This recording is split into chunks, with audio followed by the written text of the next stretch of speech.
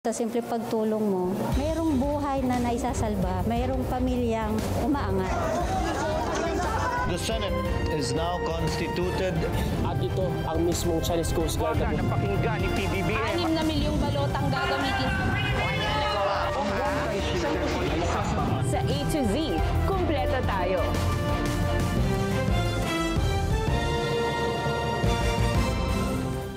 Luzon, Visayas, Mindanao at buong mundo. Ngayon ay Miyerkules, September 24, 2025.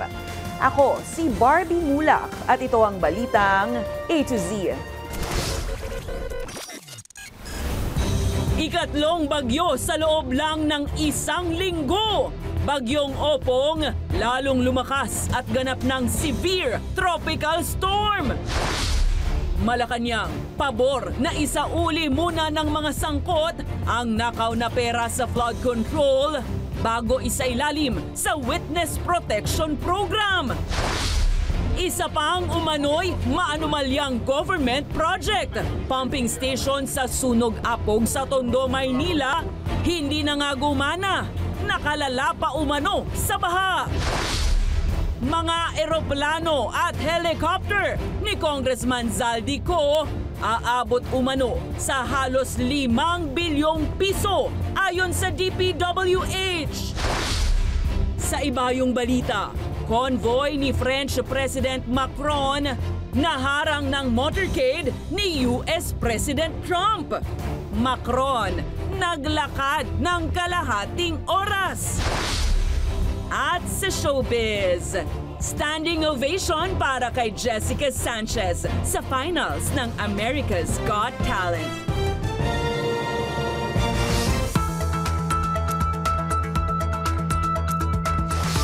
Magandang gabi, pambungad sa ating newscast.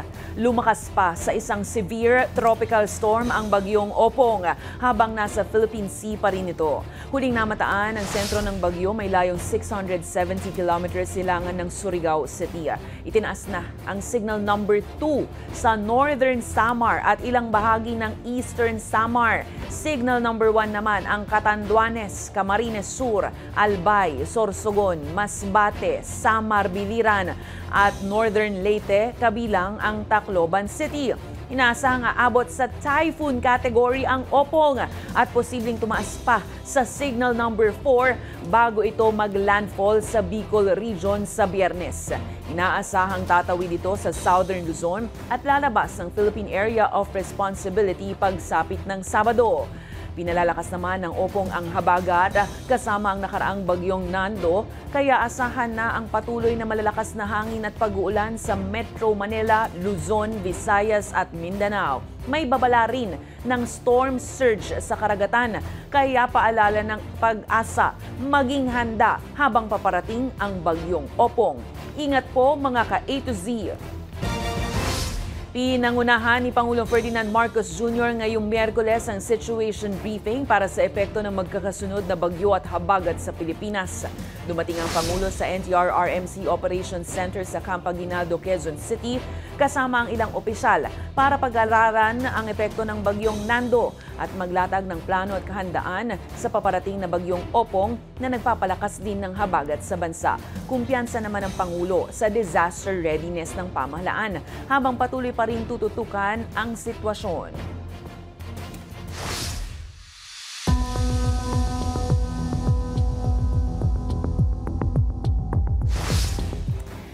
Mula kongresista hanggang kawani ng Department of Public Works and Highways at mga kontratista, milyon hanggang bilyong pisong halaga ng mga sasakyang panlupa at maging pang-ere ang mga pagmamayari nila. Kaya si Public Works Secretary Vince Dizon sumulat na sa Anti-Money Laundering Council para ipa-freeze ang mga ari-arian na anyay mula sa kaban ng bayan. Samantala, show cause order naman ang natanggap ng ilang opisyal ng ahensya dahil sa questionable at maluho nilang pamumuhay. Ang balitang ito ni Naomi Almohano. We will spare nobody, top to bottom. Yan ang matapang na babala ni Public Works and Highways Secretary Vince Dizon sa lahat ng sangkot sa katiwalian sa flood control projects. Ngayong Miyerkules, isiniwalat ni Dizon ang nakakalulang air assets na konektado kay Ako Bicol Representative Zaldico. Ayon yan sa tala ng Civil Aviation Authority of the Philippines o CAAP. Ayon kay Dizon, papalo ang halaga nito sa halos 5 bilyong piso. Total of 4.7 billion pesos. Value of air assets ni Congressman Zaldico registered to various companies. Kabilang ang Misibis Aviation and Development Corp, Hightone Construction Development Corp at QM Builder na isa sa top 15 contractors. Ang pinakamahal sa mga ito ang Gulfstream 350 na 36 million pesos ang halaga sa dolyar at kapag kinonvert sa piso, aabot lang naman sa mahigit 2 bilyong piso. So we have also written the AMLC, the DOJ, and also the ICI informing them about this, and we will leave it up to them to what to do with these assets. Kaugnay niyan, nasa halos 500 milyong pisong halaga naman ng sasakyang pag-aari ng 26 na mga sangkot sa irregularidad sa flood control projects ang nakatakdaring ipa-freeze ng DPWH. Kabilang dito ang 218.1 million pesos na halaga ng mga sasakyan mula pa lang kay Sara Diskaya, hiwalay pa sa 59 million pesos ng asawa nitong si Curly Diskaya. Nagre-request na rin tayo ng freezing. Ibig sabihin ito, hindi pwedeng ibenta. At kung merong mga kababayan tayo na nakikipag-transaction dito at gustong bumili ng mga sasakyan na ito, dito sa mga taong ito, magdalawang isip na po kayo kasi pati po kayo madadamay dito. Una nang sinampahan ng kaso ng DPWH ang mga ito sa Office of the Ombudsman dahil sa umano'y kickback sa mga proyekto at paglabag sa Anti-Graft and Corrupt Practices Act, Malversation and Falsification at Government Procurement Reform Act. Bukod dyan, 10 DPWH regional directors at district engineers ang hinaina na ng show cause order para pagpaliwanagin sa maluho nilang pamumuhay at pagkakadawit sa substandard na flood control projects. Uulitin ko, hindi lang titigil sa administrative charges ito. Kung may ebidensya na kasabwat sila sa mga maanumalyang proyekto, lahat yan mananagot. 5 araw ang ibinigay ng ahensya sa mga ito para sagutin ang mga alegasyon. Pwede silang maharap sa kasong kriminal sakaling mapatunayang may sala o hindi makipagtulungan sa investigasyon. Samantala sa kabila ng kaliwat ka ng pagsisiwalat ng mga katiwalian sa DPWH, aminado si Dizon na matagal-tagal pa bago tuluyang malinis ang kanilang hanay. Aniya, nakakapagod na pero tuloy pa rin. So we have to fix all of this pero wala tayong choice. Nandito na tayo. Kahapon nga, sabihin ko sa inyo, muntik na akong tumalon dun sa tulay na hindi natapos ng 8 years. Sabi ko kay Sir Benji, tatalo na ako dito, Sir Benji. Kasi parang overwhelming na masyado to . Sisimulan nila sa mga tauhan ng pagsasaayos bago ang buong sistema na aniya tatagal ng taon. Para sa Balitang A to Z, Naomi Almojano. Pabor ang Malacanang sa posisyon ni Justice Secretary Boying Remulla na magbalik muna ng nakaw na pera ang mga sangkot sa flood control corruption bago sila isailalim sa Witness Protection Program. Dinipensahan naman ni Senator Erwin Tulfo ang kanyang komento kaugnay sa usapin. Si Ace Cruz, may Balitang A to Z. Suportado ng Malacanang ang mga panawagang isauli muna ng mga sangkot sa flood control anomaly ang nakaw na pondo ng taong bayan. Kaugnay ito ng aplikasyon ng mag-asawang kontratistang Diskaya at ilang ex-DPWH officials na may sama sa Witness Protection Program o WPP. Hindi po ba nararapat din na isoli na lang ito upang makita ang kanilang good faith instead na hintayin pa na ang gobyerno ang magsampa ng kaso sa kanila? Gagastusan sila ng gobyerno, so kailangan din po na sila ay tumulong sa gobyerno. Sa Senate Blue Ribbon Committee hearing nitong Martes, humirit din si Senator Erwin Tulfo na hindi man ito nakasad sa batas, dapat dinggin ang hiling ng taong bayan ay sauli ang perang ninakaw. Sometimes You have to bend the law. Ang hirit na yan ay umani ng negatibong reaksyon online dahilan para bansagan ng ilan si Tulfo na law bender. Pag politiko, dapat hindi ka balat sibuyas, kung mabanatan ka ba dyan. Pahayag ngayon ng senador. Then it does not mean bend the law. Huwag mo na sundin ang batas, i-violate mo, no. Kasi may mga batas tayo na kailangan may leniency. Ika nga may flexibility. Kapag yung kapakanan na ng taong bayan, mas mataas ito sa mga available na batas. Huwebes, September 25, ang ika-6 na pagdinig ng Blue Ribbon Committee at posibleng hanggang 2 pagdinig na lamang bago matapos ang investigasyon. Sa kabila nito, sinabi ng chairperson na si Senator Ping Lacson na hindi nila iimbitahan si ako Bicol Representative Saldico sa pagdinig dahil sa interparliamentary courtesy. Una nang itinuro ng ilang ex-DPWH officials si Ko na pinadadalan umano ng bilyong pisong halaga ng kickback mula sa flood control funds. Una nang sinabi ni Ko na sasagutin niya ang lahat ng alegasyon laban sa kanya sa proper forum. Isusumite naman ng Blue Ribbon Committee sa Independent Commission for Infrastructure o ICI ang anumang makakalap na ebidensya. Para sa Balitang A to Z, Ace Cruz. Isinuko na ni dating Bulacan Assistant District Engineer Bryce Hernandez ang kanyang Lamborghini Urus na nagkakahalagang 30 milyong piso sa Independent Commission for Infrastructure na nag-iimbestiga sa anomalya sa flood control projects.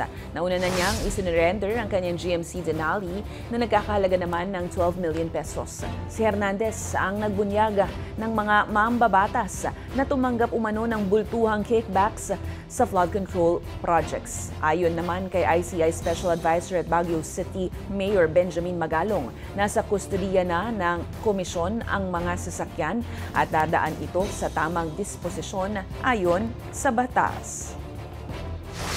Ay siyempre, i-take custody muna ng ICI and then eventually may proper disposition naman yon. Meron namang proper disposition yon in accordance with law. Itinuturing na ng Department of Justice ang dating DPWH officials na sina Henry Alcantara, Bryce Hernandez at JP Mendoza. Kasama rin ang mag-asawang kontratista na sina Curly at Sara Discaya bilang protected witnesses. Ibig sabihin, mabibigyan sila ng seguridad ng ahensya. Una nang humiling ang 5 ito sa DOJ na maisailalim sa Witness Protection Program. Kasunod yan ng kanilang mga naging testimonya sa Senado at Kongreso na nagsasangkot ng ilang mambabatas sa flood control scam. Nilinaw naman ni Justice Secretary Jesus Crispin Remulla na kaiba ang isang protected witness sa isang state witness na siyang nade-determina lang oras na nasa korte na ang mga kaso. Pero yung state witness status kasi, we're very careful about that. It takes a lot of doing to declare a person as a state witness because you're freeing them completely from criminal liability. Bibigyan na natin yan ng mga security, papaalam na natin sa PNP yung kanilang kinilalagyan para merong roronda sa kung saan man sila naroroon. Napakamot ulo na naman si DPWH Secretary Vince Dizon matapos inspeksyonin ang Estero de Sunog Apog pumping station sa Tondo, Maynila. Sa inspeksyon kasi kasama sina Manila Mayor Isko Moreno at ICI Advisor Benjamin Magalong, lumalabas na bayad na ng buo ang mahigit 700 million peso project. Pero hindi kailanman gumana at nakalala pa nga sa baha. Imbes na makatulong ito, nakasama pa. May bago na namang maanumalyang government project na naidagdag sa listahan ni Public Works Secretary Vince Dizon. Ito ang mahigit 700 million peso na pumping station sa Estero de Sunog Apog sa Tondo, Maynila. Halos 1 bilyon. 2018 sinimulan yung proyekto. Natapos ng 2020, nagbayad ng 2020 in full. Fully paid ito. Pero since 2020 hanggang ngayon, never gumana ito. Ani Dizon, ni minsan hindi ito napakinabangan. At ayon naman kay Manila Mayor Isko Moreno, hindi legal ang proyekto. Never. Never can coordinate. And I'm gonna tell you straight, huwag na kayo lumayo. O, tingnan ninyo. O, walang kuryente. Walang kuryente. Walang permit. Kasi walang building permit. Pag walang Giit ni Moreno, lalo pang lumala ang baha doon. Nung wala tong pumping station na to, manageable lang tubig dito. Nung nagkaroon ng pumping station, supposed to be flood control, it became flood uncontrolled. Oh. Ayon kay Dizon, ang nakapagtataka, napopondohan pa ulit ang proyekto. Sino ba namang hindi magagalit nito? Halos 1 bilyon. Ngayon, nakita tayong karatula doon, meron na namang idadagdag na 94 milyon, 100 milyon na naman niya. Dagdag ng kalihim, kapareho din ang problema rito sa flood control projects sa Pampanga. Pinondohan ng pinondohan, ilang phases, siguro mga 6 na phases, pero 1 taon lang sira. 2018 yon, past administration. Ito 2017. Past administration. Sa ngayon, pinahinto muna ang lahat ng gawain para mapasuri sa third party kung kaya pa bang isalba ang Tondo Pumping Station.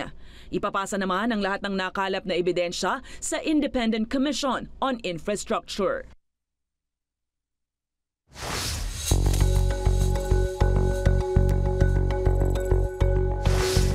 Viral ngayon sa social media ang in-upload na video ni Cavite District Representative Kiko Barzaga.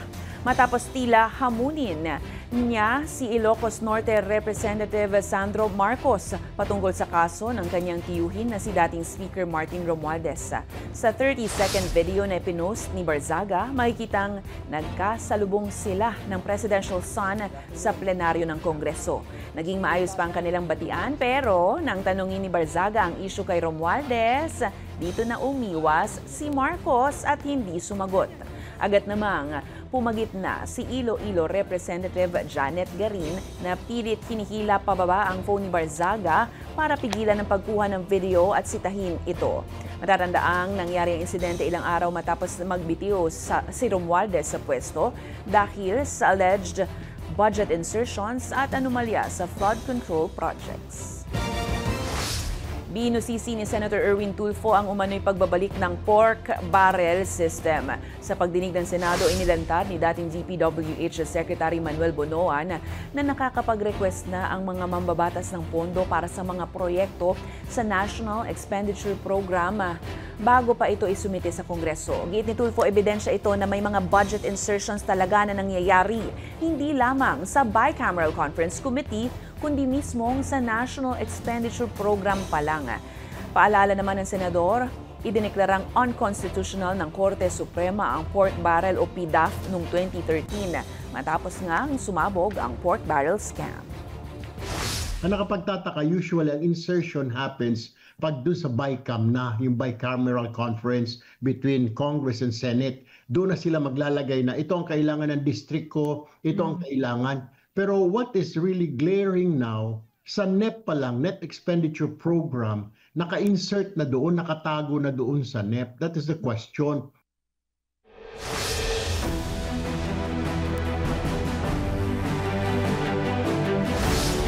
Tiniyak ng Malacanang na walang banta sa seguridad kay Pangulong Ferdinand Bongbong Marcos Jr. sa kabilayan ng usaping na wala siya sa mata ng publiko ng 4 na araw. Huling nakita ang Pangulo noong September 20 sa launching ng transport discounts para sa mga mag-aaral sa Valenzuela City at sa pagbisita niya sa isang ospital sa Maynila. Ayon kay Communications Undersecretary Claire Castro, naging abala ang Pangulo sa mga pribadong pagpupulong sa palasyo at walang nakikitang banta sa kanyang seguridad. Matatandaang kinansela ng Pangulo ang kanyang pagdalo sa United Nations General Assembly para umano-unahin ang mga issue ng bayan. Wala pong nararamdaman sa kasalukuyan na threat. Of course, maliban lang, sabi nga natin, sa mga nakaraang threat ng Vice Presidente sa kanyang buhay. Sa ngayon po ay wala pong direct threat na kikita at nararamdaman ng Pangulo at ang gobyerno at nagkataon lamang po siguro na wala pong activities. Susunod, DFA at ICC, sinabing may permiso ni dating Pangulong Duterte ang pagbisita ng Philippine officials. VP Sara at Senator Bato inalmahan ng sinasabing welfare visit. At French President Macron napilitang maglakad sa New York City matapos maharang ng motorcade ni US President Trump. Abangan ang kumpletong ulat sa pagbabalik ng Balitang A to Z.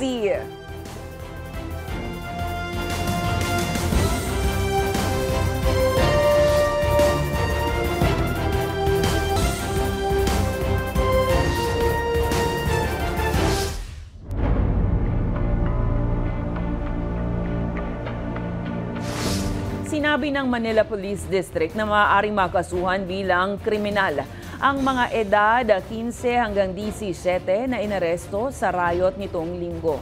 Batay kasi sa assessment ng DSWD, may sapat silang pangunawa sa kanilang ginawa. Itinanggi rin ng MPD ang mga paratang ng pagmamaltrato sa mga menor de edad na inaresto. Ang Balitang A to Z ni Kim Salinas. Mataas ang pagrespeto natin sa karapatan ng bawat isa. Alam namin kung paano tinatrato yung mga minors sa kustudiya natin. Itinanggi ng Manila Police District ang mga akusasyong pinagsasabong o pinaglalaban-laban umano ng mga pulis ang mga minor de edad na naaresto sa riot noong linggo. Personal na humarap ang hepe ng Women and Children's Concern Section sa mga pamilya sa labas ng headquarters. Hindi po sila nakakulong. Nasa multipurpose po sila. Maayos po ang kalagayan nila. Hindi po sila yung naririnig nyo na nakakulong, hindi po sila nakakulong at hindi namin gagawin yon sa mga bata. Batay sa Juvenile Justice Act of 2006, kailangang may discernment bago kasuhan bilang kriminal ang mga 15 anyos hanggang 18 anyos.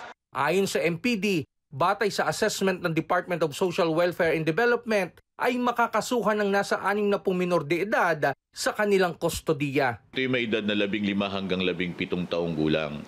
At titignan ito at nag-undergo ito doon sa proseso sa DSWD natin, sa assessment ng kanilang mga social workers. At lumabas nga na they acted with discernment. Ibig sabihin lang po noon, alam nila po yung kanilang mga ginagawa. Samantala, inilipat naman na sa kustodiya ng Manila Social Welfare Department ang 25 bata o yung mga itinuturing na children at risk. Below 14, no, talagang wala tong criminal liability base sa ating batas. So itong mga ito, dinocuments lang natin at itinurn over natin to sa social workers ng Manila City Hall. Pahayag ni Manila Mayor Isko Moreno, let us not put the law in our hands. Let's continue to believe that the Manila Police District, your police district, will do their job. Iginiit ni Moreno na malinaw na sangkot ang mga inaresto sa pagsira ng mga pag-aari ng pamahalaan. Tiniyak niyang dumaan ang lahat sa tamang proseso at ang hukuman na ang magtatakda ng hatol. Para sa Balitang A to Z, Kim Salinas. Nakumpiska ng PNP Highway Patrol Group sa Quiapo, Maynila ang halos 1,200 sako ng umano'y smuggled na puting sibuyas na nagkakahalagang 1.35 million pesos. Nasabat ang 2 truck sa Carlos Palanca Street dahil sa seatbelt violation at maling lagay ng plaka. Lumabas naman sa investigasyon na peke ang dokumento ng mga driver at walang lisensya ang isa sa kanila. May marka pang China ang mga sibuyas na galing umano sa isang storage facility at plano sanang dalhin sa Navotas at Bocaue, Bulacan. Nakakulong na sa Camp Crame ang driver at ang pahinante na mahaharap sa paglabag sa kasong Consumer Act. Patuloy naman ang investigasyon sa pinagmulan ng mga kontrabando. Dapat alam po nila at they must responsible din kung ano po yung dala-dalahin po nila.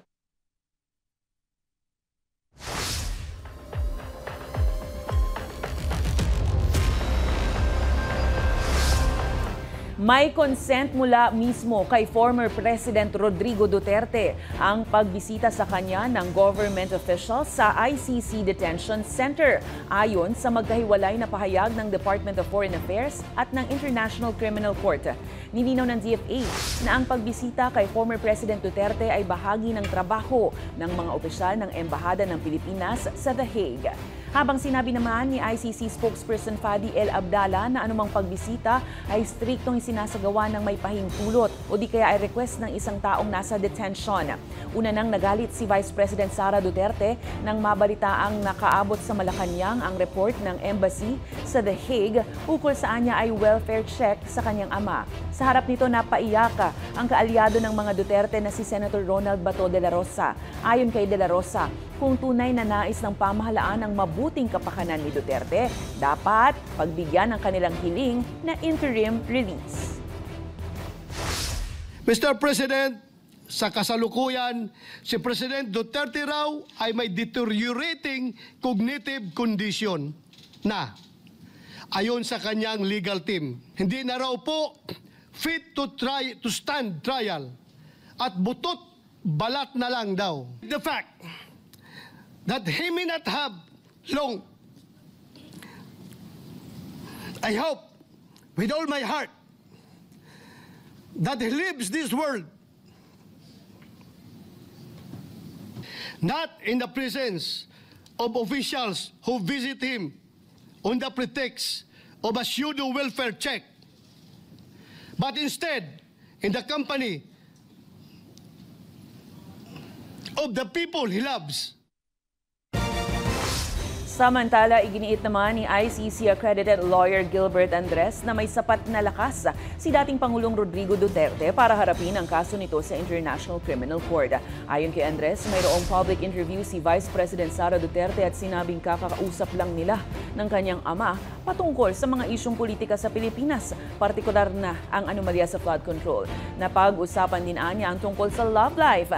Kaya naman, nakikita na may sapat na lakas ang dating presidente para harapin ang mga kaso. Matatandaang sa inilabas kamakailan na document containing the charges na nilagdaan ni ICC Deputy Prosecutor Mame Mandiae-Niang, kinasuhan ng 80 taong gulang na si Rodrigo Duterte ng crimes against humanity. Kabilang dyan ang siyam na insidente ng pagpatay sa Davao City 2013 hanggang 2016 na may 19 na biktima habang alkalde si Duterte. Gayon din ang insidente ng pagpatay na may 14 na high-value targets noong 2016 hanggang 2017 at ang ikatlo ay ang pagpatay sa 43 katao at tangkang pagpatay na may 45 biktima sa Barangay Clearance Operations 2016 hanggang 2018.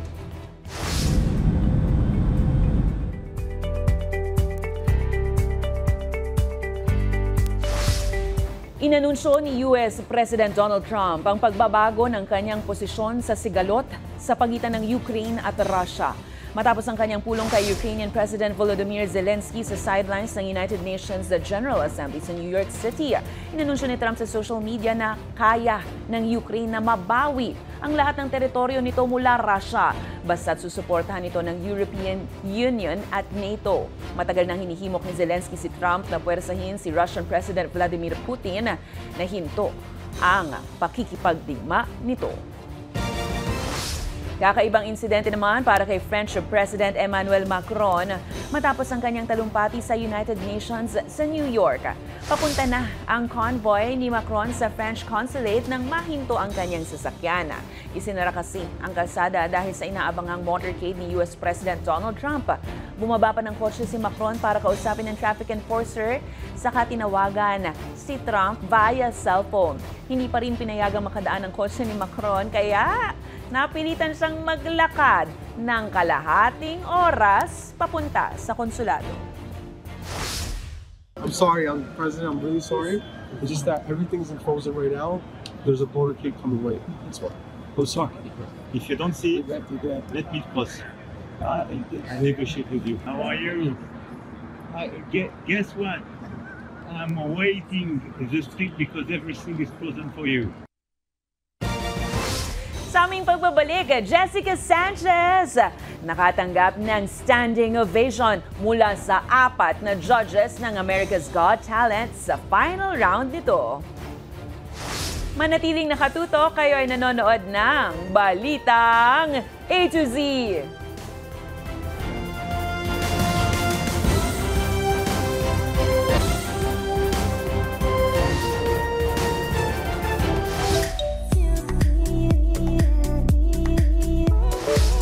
Ating pambatong si Jessica did it again. Malaanghel na bumaba sa langit ang dating ng Phil-Am singer na si Jessica Sanchez sa kanyang makatinding balahibong performance sa finals ng America's Got Talent ngayong Miyerkules. Binigyan ng sariling atake ni Sanchez ang hit song ni na Lady Gaga at Bruno Mars na Die With a Smile sa kanyang mga pirit at kulot. Nakatanggap siya ng standing ovation, hindi lang mula sa audience, kundi pati na sa 4 na hurado ng kompetisyon. Napabravo ang huradong si Sofia Vergara sa anya'y boses na walang kasing ganda gaya kay Sanchez. Flawless at pitch perfect namang inilarawan ni Judge Mel B ang performance ni Sanchez na anya'y punong-puno ng emosyon. Best Act of the Night namang ituring ni Howie Mandel ang performance ni Sanchez, habang para kay Simon Cowell, extra special ang pagtatahal ni Jess na minsan nang hindi pinalad manalo at ngayon nagbabalik para ipamalas muli ang kanyang galing. May kilala na ngayong darating na Huwebes ang tatanghaling America's Got Talent 2025 winner. Good luck, Jessica!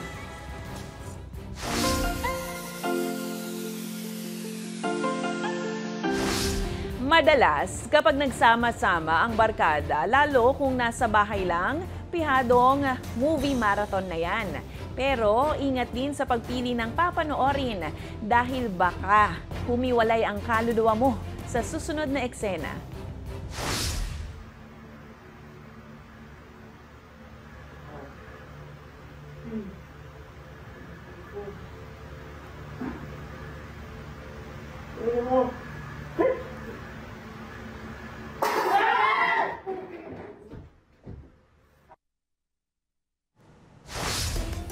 Kung kayo po ay may kwentong kakaiba, mga kwento ng pag-ibig o storya na inspirasyon at pag-asa, maaari itong ibahagi. Sumali sa ating Facebook group na Balitang A to Z. Panoorin ang replay ng ating programa at sundan ang ating social media pages. Hanapin ang Balitang A to Z.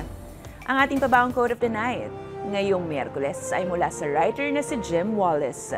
Anya, minsan kailangan pa ng kalamidad para mabunyag ang kapalpakan sa lipunan. Siya nga. At yan po ang mga balita at impormasyon, mga kwentong may dalang inspirasyon na tinutukan ng Balitang A to Z. Ako si Barbie Mulak, maging maalam, makialam. Magandang gabi sa iyo, Pilipinas.